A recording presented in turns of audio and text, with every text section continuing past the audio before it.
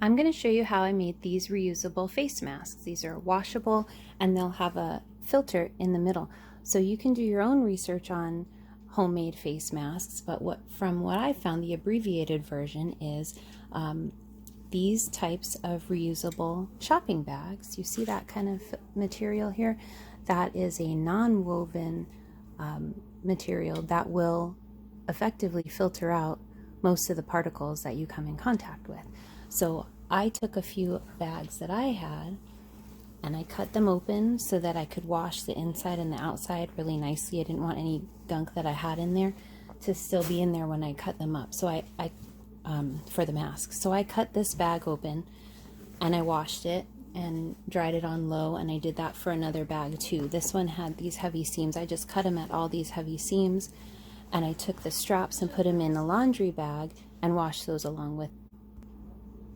So in the description of this video, you can go and find downloadable patterns. You can click on the different links and download the pattern size that you need, cut it out. I have 4 sizes. I'm going to show you 3, but there are 4 sizes available. So there's one download, one file that shows 2 kid size masks. This is for a 7-year-old. This fits a 7-year-old. I imagine it would fit probably 6 through 8 years old. And then there's another one on that same page that's smaller than this. I think it would probably fit 4 and 5-year-olds, maybe 3-year-olds. I don't know because I don't have kids that young anymore, but it was too small for my 7-year-old. So I think that they will work for younger kids. So you can try that out if you want to. So we have like a 6 through 8-year-old pattern. And then I have an older person pattern. This fits my 12-year-old and my 14-year-old. They're actually almost 13 and almost 15, and this fits them really well, and it fits me as well. So that is my medium size mask. And then I have a bigger one, a large, that fits my husband really well. So that would be probably more for men. So you can download all 3 of these. The links will be in the description of this video. And then let's go ahead and get started. So for the first mask, you need you need your template. I'm going to make the medium or the women's size mask.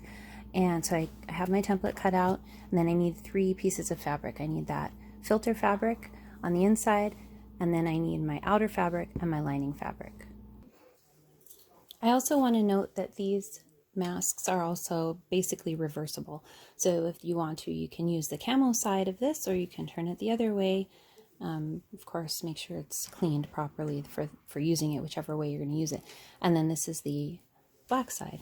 So same with this, we have one pattern here, and if we want to do, in case we're feeling this for that day, we can switch. So for this is going to be my outer fabric. And the way we're going to trace our outer fabric is we are going to fold it onto itself, right sides facing each other. And then place your pattern piece down. Sometimes I iron this folded edge down so that it stays flat when I cut, but that's all right. I can't iron on this or I'll melt it. So I'll put my pattern piece here, and I'm going to trace around. Each of these templates includes a 3/8 inch seam allowance. Okay, once that's traced, I'm going to pin it together, and then I'm going to cut it out.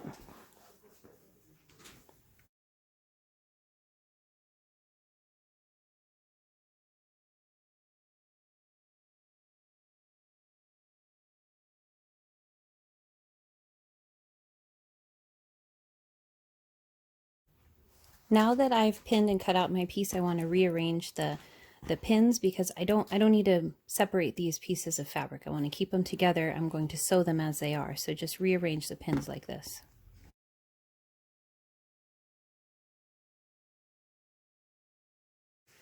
Now we're going to do the same thing with our lining fabric.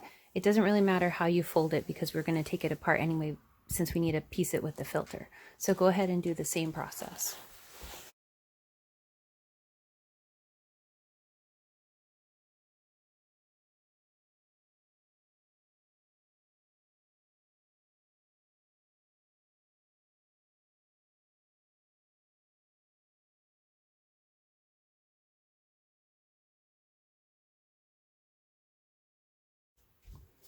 So here's one of my reusable shopping bags that I cut open at the seams, I washed, and then I dried on low. And then if you want to test to make sure, so it's this one that's, I don't know what it is, waffly, honeycombish patterns. And we know that it'll work because it's basically water resistant. So if I put water here, it beads or rolls off, right? And then when I put my dry fingers on the other side, it doesn't come through. So I know that this is acceptable. I've read enough about it that this should be just fine. So we're going to use this. So now we want to do the same thing. Also, when this came out of the dryer, it's all wrinkled, and don't attempt to iron this. This will just melt onto your iron. So if you feel that you want to get rid of these wrinkles, you can put a piece of your cotton fabric on top of it, and then you iron over this way. You don't want to iron directly on this fabric. You want to iron this way.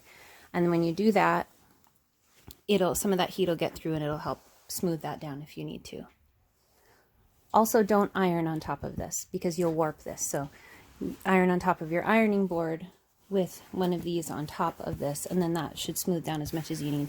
I think I have a smooth enough area over here, so I'm not going to worry about that. I'll just fold this and start cutting. So let's do that now.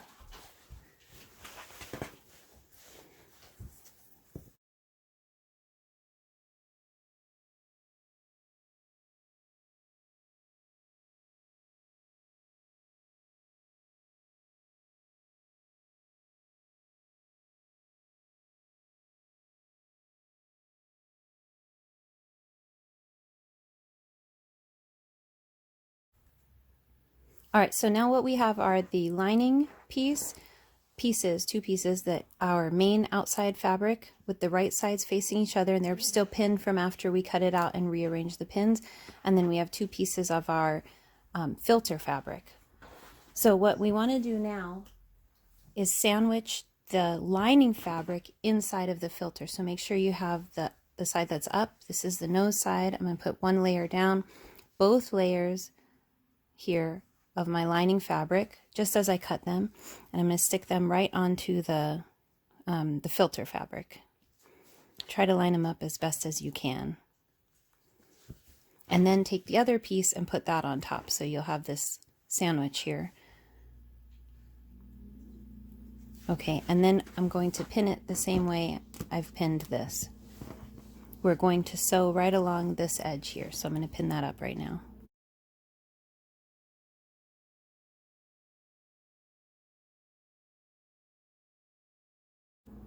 All right, they're all pinned together. Now let's go over to the machine, and we're just going to sew a 3/4 inch seam all along the curve of both of these. And remember to backstitch at the top and the bottom, at the beginning and the end of each seam.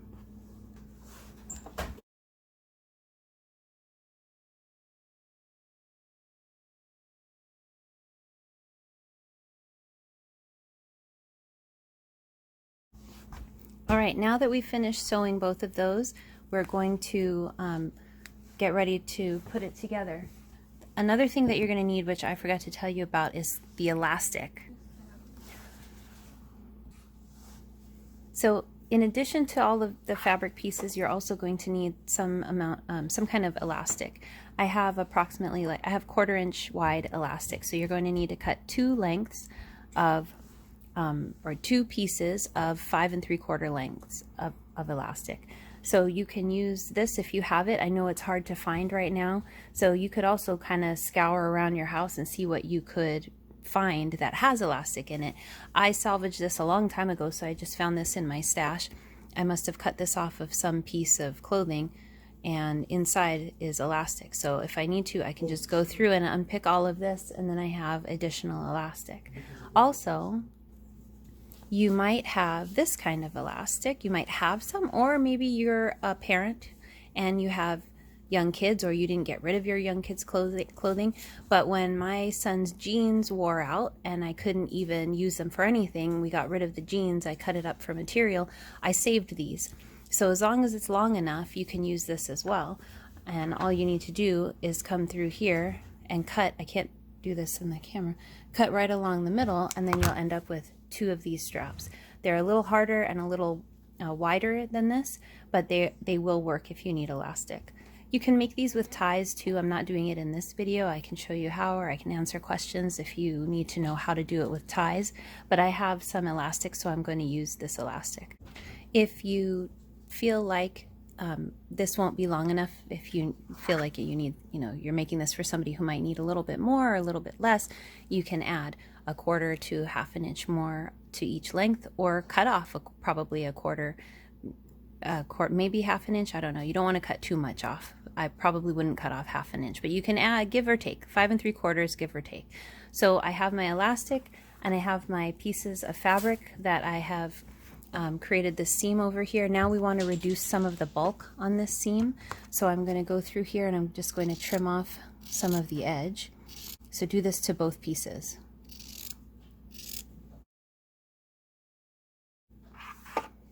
Now that we've cut off some of the bulk for that area, when we turn this to face the correct way, we don't want it to get all warped. So we need to put some little snippets along the edge. So you'll do this to both pieces as well. Just go through and put in a few little snips. Don't cut through the seam you created.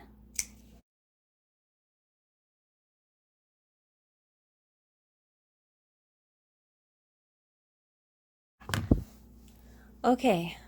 Now I've put all these snippets in here. We can turn your outer fabric right side out. So I'm going to take this and flip it that way, push the seam out so it's nice.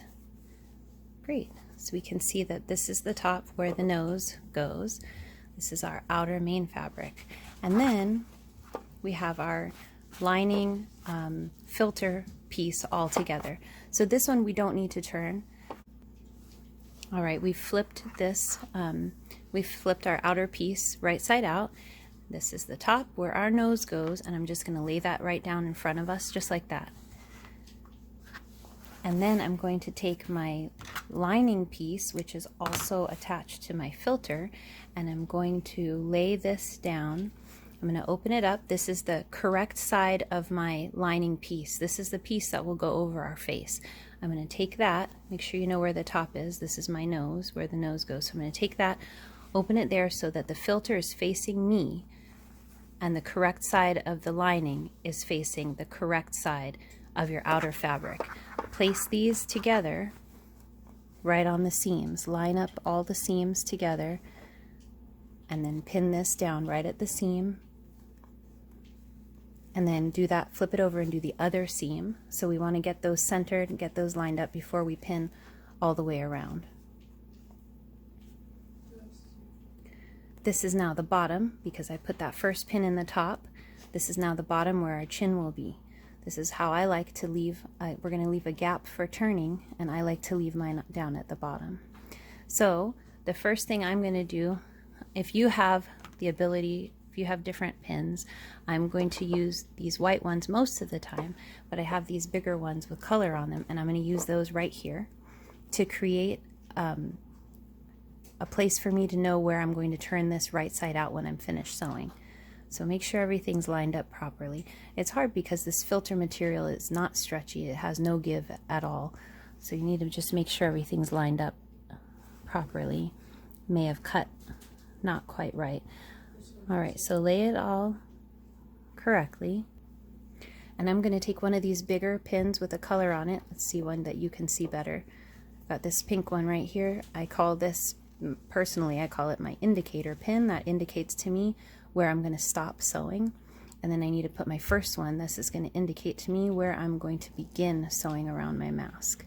So I'm going to use this turquoise one. So you need this little gap, roughly 1.5 to 2 inches. Then I'm going to skip this part right here. We'll come back to that.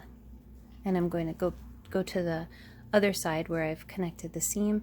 Try to get all of this lined up so that it fits nicely. And I'm going to put 2 pins in here too to hold this in place. All right, and then I'm going to do that over here. So go ahead and finish up doing these. Do not do the end where the elastic will go. We'll do that together after.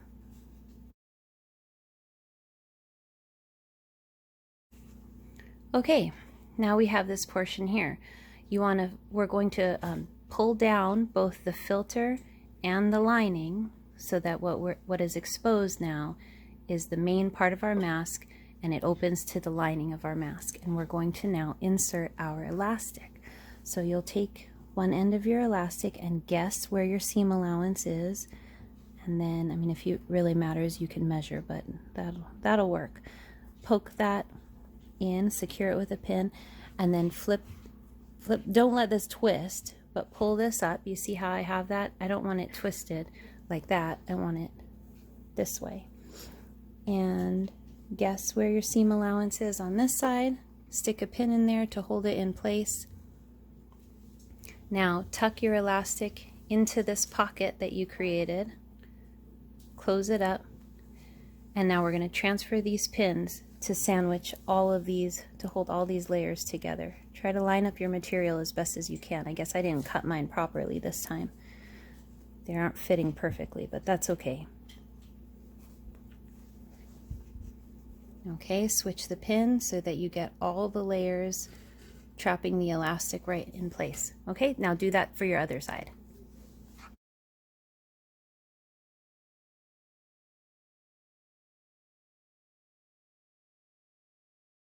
Okay, so now our elastics are in, everything's pinned in place. You remember you have this these indicator pins to tell you where to start and stop your seam. So let's go ahead and sew. We're going to use that 3/4 inch seam allowance all the way around from this first pin all the way around until we come to this pin. So before I get to the end, I'm going to show you how to turn to get to the side and make sure you get the elastic. So just make sure you know where your elastic is. That pin is showing you. I guess it depends on how wide of an elastic you use. So I'm going to keep going, and then I'll insert my needle down. If this is new for you, put your needle down into your fabric, lift your presser foot, and turn it. Put your presser foot down. Make sure your elastic is at least close to your presser foot before you pull out that pin. Mine is there already, so I'll pull that out. And then you can do the same thing. When you get down here, you just want to get right on the other edge of this elastic. So you want to make sure you get the elastic and then insert your needle right at the other edge and then turn. So do this all the way around.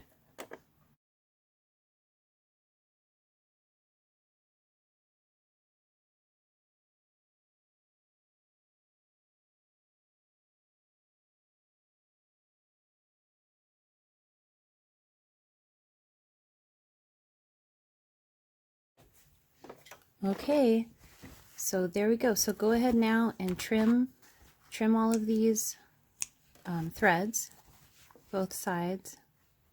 Mine got a little bunched up over there, but that's okay.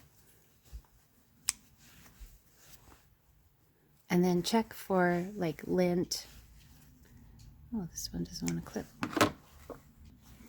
So just go through and kind of dust this off. Make sure you don't have little pieces, loose pieces of thread or lint on either side of this.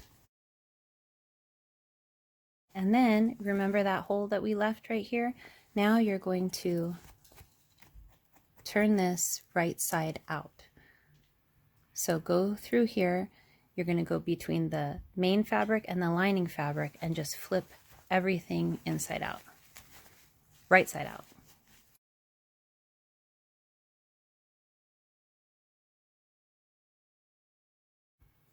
All right, there's your mask. Now let's take this over to the ironing board.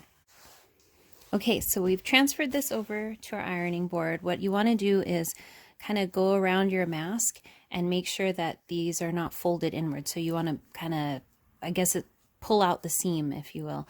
So we want to get that seam right here so that it's not tucked in. So I just kind of go and roll. So if your corner didn't pull out all the way, you can go back in through that little hole with a pencil or a chopstick or your finger. Come through and kind of push out that corner to make sure that you got the whole thing out. Push out both corners. Okay, now what we want to do is kind of press around the edges where we can, just to make sure that it stays flat and it's all lined up the way that we kind of fixed it to be. So I'm going to start over here at the hole. This is the hole where we turned the fabric through. So I'm going to press that down, and then I'm just going to stick 2 pins in there on the top side of the fabric. Now go ahead and just make sure your seam is good all around, and then press that down.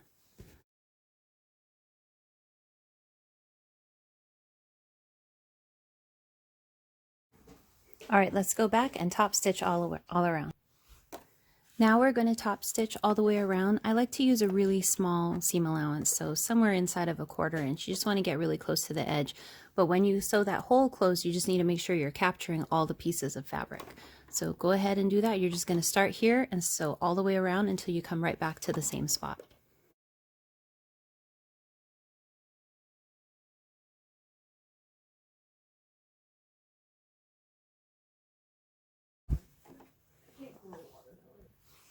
Just like the last video, flatten this curve, just like we're trying to do with these masks, and flatten the curve. So stay home, but if you have to go out, wear your mask and flatten the curve.